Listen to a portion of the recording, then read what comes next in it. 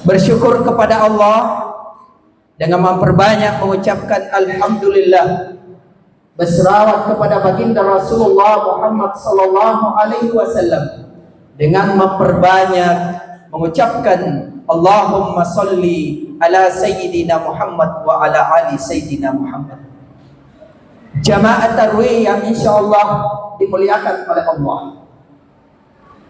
salah satu karakter daripada orang yang bertakwa kepada Allah Subhanahu wa taala, yang mana tujuan utama daripada bulan Ramadan adalah membentuk kita menjadi pribadi yang bertakwa. Dan salah satu ciri orang yang bertakwa disebutkan dalam Al-Qur'an, alladzina fis sarai wat dharra wal kadhiminal ghaiz wal 'afina 'anil nas.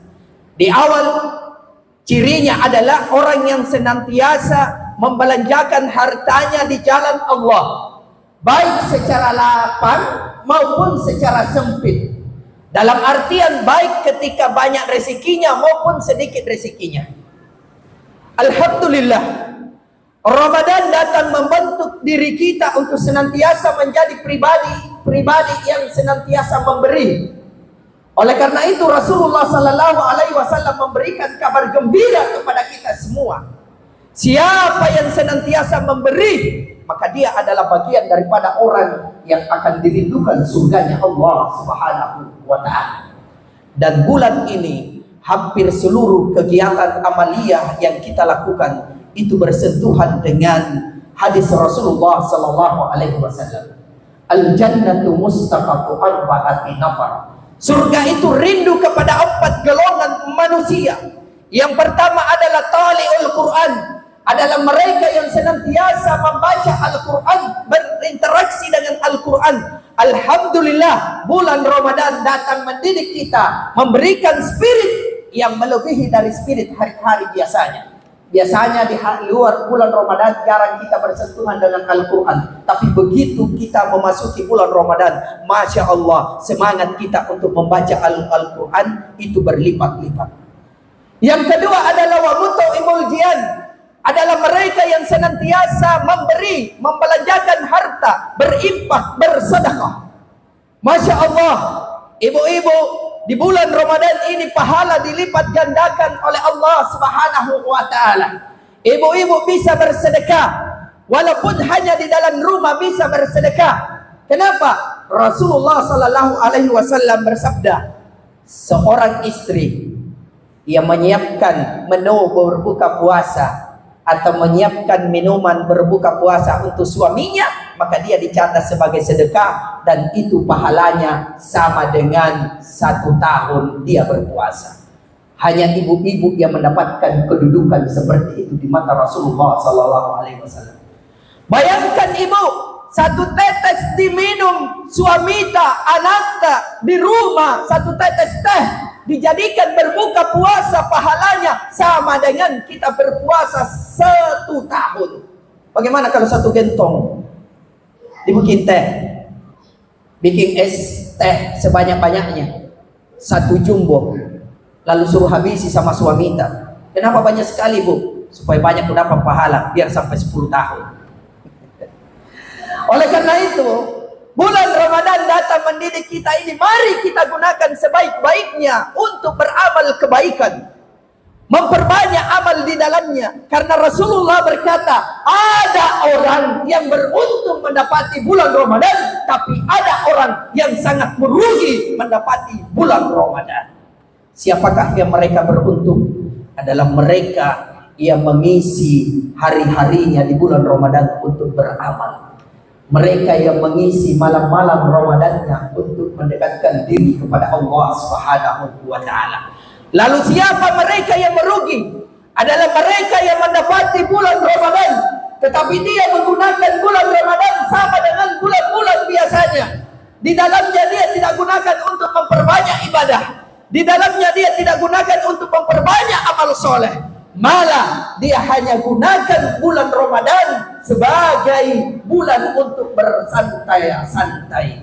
Alasannya, Ustadz, tidur itu kan ibadah, kata salah seorang ulama, bukan hadis ya. bukan hadis. Tidurnya orang puasa itu ibadah, kata seorang ulama. Jadi Ustadz, saya mau memperbanyak ibadah, maka saya tidur habis sholat subuh sampai mendekati berbuka puasa. Itu namanya bukan ibadah. Jadi jangan kebanyakan tidur sampai lupa beribadah kepada Allah Subhanahu wa Ta'ala. Ingat, ajal akan datang menemui kita, dan kita tidak tahu apakah tahun depan Allah masih memanjangkan umur kita, Allah masih mempertemukan kita bulan Ramadan yang akan datang. Oleh karena kita tidak tahu, maka mari pergunakan sebanyak-banyaknya. Itulah kenapa para sahabat Rasulullah sallallahu alaihi wasallam ketika mendapati bulan Ramadan, Masya Allah, semangatnya bertubi-tubi, semangatnya berlipat-lipat untuk senantiasa mendekatkan diri kepada Allah Subhanahu wa Ta'ala. Sampai-sampai ada sahabat yang menamatkan Al-Quran dalam satu hari, bisa tamatkan Al-Quran 1 kali sampai 10 kali dalam satu hari. Kenapa? Karena dia gunakan untuk senantiasa membaca Al-Quran. Ada sahabat yang senantiasa berimpak, bersedekah, berlipat-lipat pada saat bulan Ramadan. Bapak Ibu, siapa yang rajin bersedekah, insya Allah tidak berkurang hartanya. Saya tutup dengan kisah salah seorang pasangan kakek tua dan nenek pada zaman Nabi Musa alaihi salam. Ada seorang kakek-kakek curhat kepada istrinya di malam hari. Apa katanya? Nek atau Andi, sayang, ku dengar-dengar tuh Nabi Musa bisa berbicara langsung kepada Allah. Oleh karena itu, besok pagi saya akan temui Nabi Musa. Apa yang engkau mau tanyakan kepada Nabi Musa? Tanya istrinya. Saya ingin bertanya, kita ini sudah tua renta, dan kalau saya perhatikan di sekitar kampung ini, kitalah umatnya Nabi Musa yang paling miskin. Siapa tahu Nabi Musa bisa berbicara langsung kepada Allah dan berdoa kepada Allah, kemudian bisa tahu bahwa apakah kita masih bisa kaya atau tidak. Maka keesokan harinya pagi buta, kakek ini menghadap Nabi Musa. Ketika sampai di Nabi Musa, dia bertanya, wahai Nabiullah, utusan Allah, engkau kan kalamullah, bisa berbicara dengan Allah. Kalau boleh, tolong tanyakan kepada Allah, apakah saya masih bisa kaya di sisa umurku? Maka Nabi Musa masuk ke mihrabnya, lalu dia sholat, lalu dia berdoa kepada Allah, bicara langsung kepada Allah. Nabi Musa berkata, ya Allah, ada hambamu, umatku yang datang di pagi hari ini. Mereka bertanya, ya Allah, apakah dia masih bisa kaya di sisa-sisa umurnya? Maka apa jawaban Allah? Wahai Musa, sampaikan kepada hambaku, masih bisa kaya, cuma syaratnya hanya 1 tahun. Maka Musa sampaikan kalam Allah kepada kakek tersebut. Wahai kakek, ternyata ada jawaban dari Allah. Engkau bisa kaya, tapi syaratnya cuma 1 tahun. Apa kata kakek itu? Tidak apa-apa. Yang penting saya rasakan juga bagaimana itu kaya, bagaimana itu ada uang. Singkat cerita, maka sang kakek ini mendapatkan jalan rezeki di mana ada musafir membawakan dia sepasang ternak kambing. Dan luar biasanya, ternak kambing yang diberikan ini ternyata setiap beranak itu berlipat-lipat anaknya. 1 kali beranak bisa sampai 8 anaknya. Setiap kambingnya beranak sampai berlipat-lipat anaknya. Singkat cerita, kayalah si kakek ini. Banyak kambingnya, banyak hasil jual kambingnya. Akhirnya tidak terasa sudah 1 tahun lewat. Karena sudah 1 tahun lewat, istrinya ingat pesannya Nabi Musa bahwa kekayaan yang ia dapatkan hanya berlaku 1 tahun. Allah akan ambil kembali. Maka ia pertanyakan kepada suaminya, wahai suamiku tercinta, kenapa ini? Ternyata kekayaan kita sudah lewat dari 1 tahun. Maka suaminya berkata, Yudi, Jangan-jangan anda lupa Allah. Maka karena sambil dia berbicara, datanglah Musa lewat di depannya.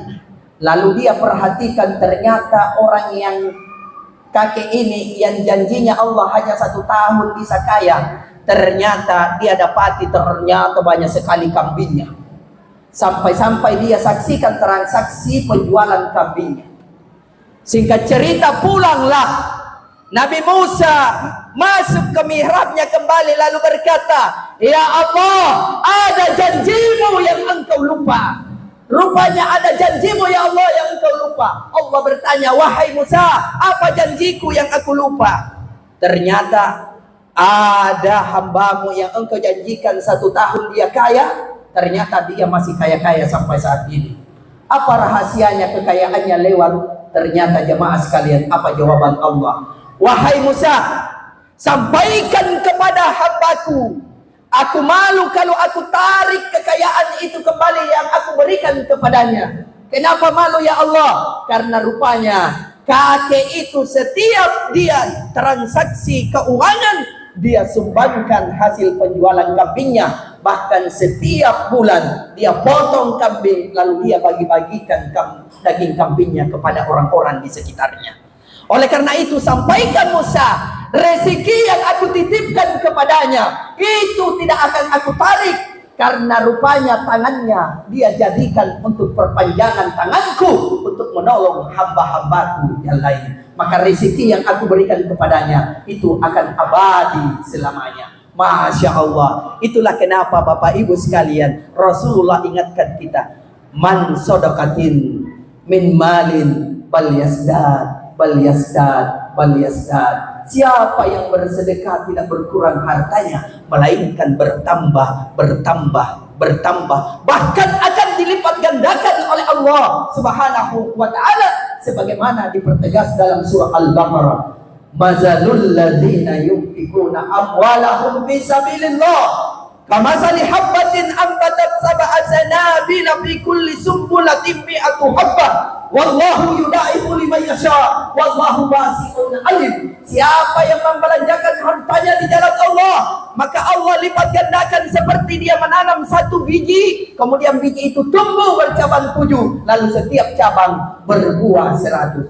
Mudah-mudahan kesempatan Ramadan ini kita gunakan sebaik-baiknya untuk beramal soleh, khususnya memperbanyak sedekah, dan insya Allah sedekah-sedekah kita menjadi jalan-jalan menuju surganya Allah Subhanahu wa ta'ala. Karena orang yang rajin bersedekah akan dirindukan surganya Allah. Ini yang bisa saya sampaikan, mudah-mudahan bermanfaat bagi kita semua, dan wabil khusus kepada diri saya pribadi.